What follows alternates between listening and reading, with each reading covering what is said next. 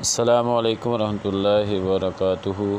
موجودہ دور کی عکاسی کرتے ہوئے کسی نے انتہائی عام سوال پوچھا ہے کہ رشوت لینا دینا کیسا ہے، اس کی سزا کیا ہے؟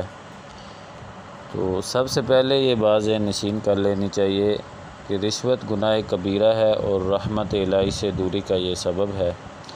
حلال مال میں اللہ تعالیٰ نے برکت رکھی ہے اور حرام مال جو ہے یہ بے برکتی کا سبب ہے۔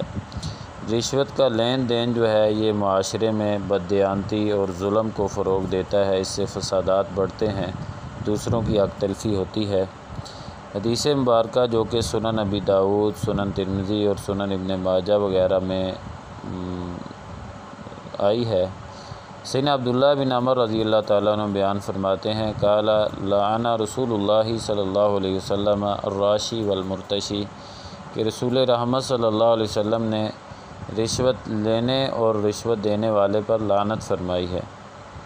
تو انسان کی طبیعت اگر آزمائش کے اعتبار سے دیکھی جائے کچھ ایسی ہے کہ وہ مادیت کا دیوانہ ہوتا ہے، دنیا کا زیادہ سے زیادہ فائدہ حاصل کرنے کا جذبہ اس کے دل میں ہر وقت کار فرما رہتا ہے کہ جلدی سے جلدی مجھے مل جائے بہت کچھ۔ اس انسانی کمزوری کا ذکر قرآن مجید میں کئی جگہ پر آیا ہے، چنانچہ وہ صورتیں جو نمازوں میں عام طور پر پڑھی اور سنی جاتی ہیں، کئی ایک صورتوں میں اس پر تنبیہ ہے۔ اللہ سبحانہ و تعالیٰ کا یہ ارشاد گرامی ہے سورہ العادیات میں، وَإِنَّهُ لِحُبِّ الْخَيْرِ لَشَدِيدٌ، وہ مال کی محبت میں بری طرح مبتلا ہے۔ اسی طرح وَتَأْكُلُونَ التُّرَاثَ أَكْلًا لَمًّا وَتُحِبُّونَ الْمَالَ حُبًّا جَمًّا، اور تم میراث کا سارا مال سمیٹ کر کھا جاتے ہو اور مال کو جی بھر کر عزیز اور پیارا رکھتے ہو۔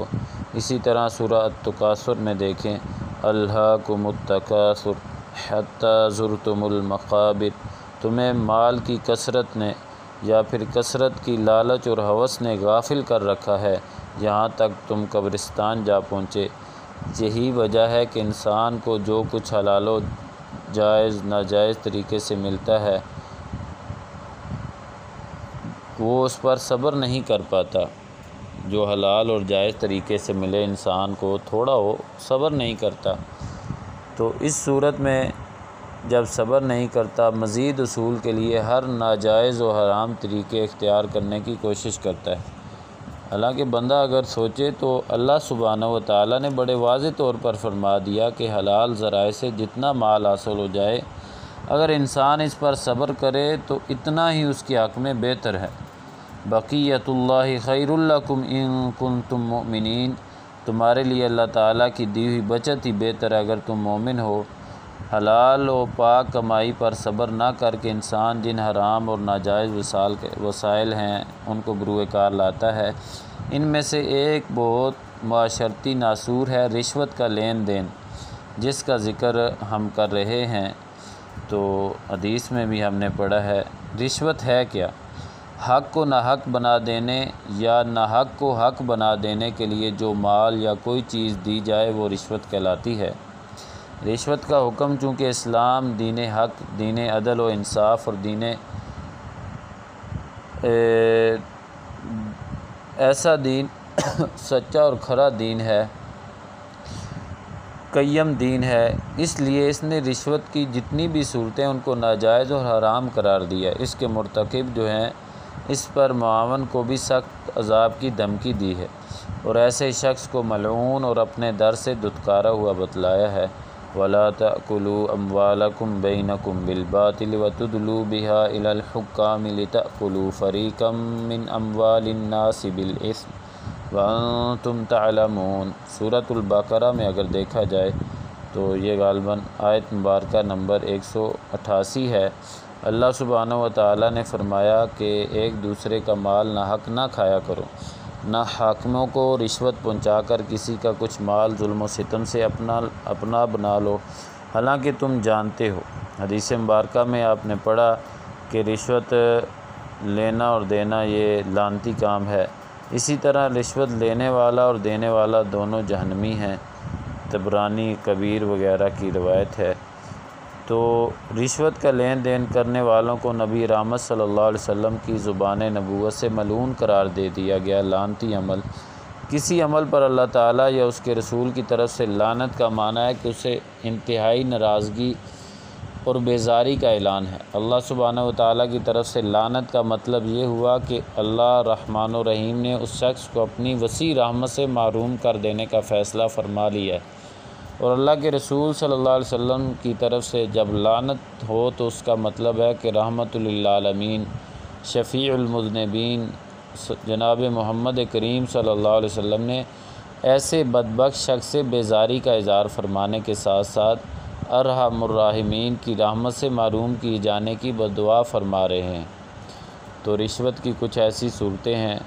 بدقسمتی سے اس واضح شرعی حکم کے باوجود رشوت اور اس سے ملتی جلتی بہت سی شکلیں آج ہمارے معاشرے میں ہمارے درمیان ہیں، جس کی بنا پر ہمارا معاشرہ بے برکتی، نحوستوں اور ہلاکتوں کی دلدل میں پھنسا ہوا ہے۔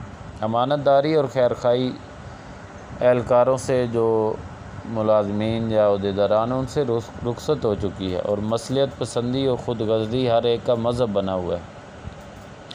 منصب کے حصول کے لیے، قاضی اور جج بننے کے لیے، کسی اعلیٰ عہدے کے حصول کے لیے یا نوکری کو حاصل کرنے کے لیے رشوت دینا، خواہ یہ رشوت رقم کی شکل میں ہو، خدمت کی شکل میں یا استعمال کی جانے والی اشیاء کی شکل میں ہو، کیونکہ اس سے صاحب حق کا حق مارا جاتا ہے اور نااہل لوگ ایسے عہدے پر پہنچ جاتے ہیں جس کے اہل نہیں ہوتے۔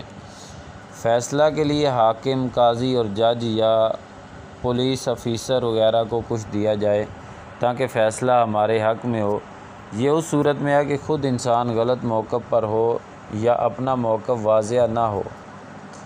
اس طرح کام نپٹانے کی غرض سے ایک اہلکار اپنے کام پر گورنمنٹ یا کمپنی سے تنخواہ بھی لیتا ہے، لیکن لوگوں کا معاملہ نپٹانے کے لیے ٹال مٹول سے کام لیتا ہے اور اس کے لیے اپنی زبان، حال اور مقال سے کچھ معاوضہ طلب کرتا ہے۔ اسی طرح اگر کوئی شخص کسی اہلکار کو مال یا کسی اور شکل میں کوئی دیتا ہے تاکہ اس کا کام اوروں سے پہلے نپٹا دے تو یہ بھی رشوت کی ایک شکل صورت ہے۔ اس طرح پاس ہونے کے لیے ٹیوشن، آج کل اسکول و کالجز میں ٹیوشن کی بیماری بہت ہی عام ہو چکی ہے، بلکہ جو طالب علم اس میں شریک نہیں ہوتا وہ اپنے پورے نمبر نہیں حاصل کر پاتا۔ یہ بھی رشوت کی ایک شکل ہے، کیونکہ استاد اسکول و کالجز کے ذمہ داروں اور گورنمنٹ سے پوری تنخواہ لیتے ہیں، پھر الگ سے ٹیوشن بھی رکھتے ہیں۔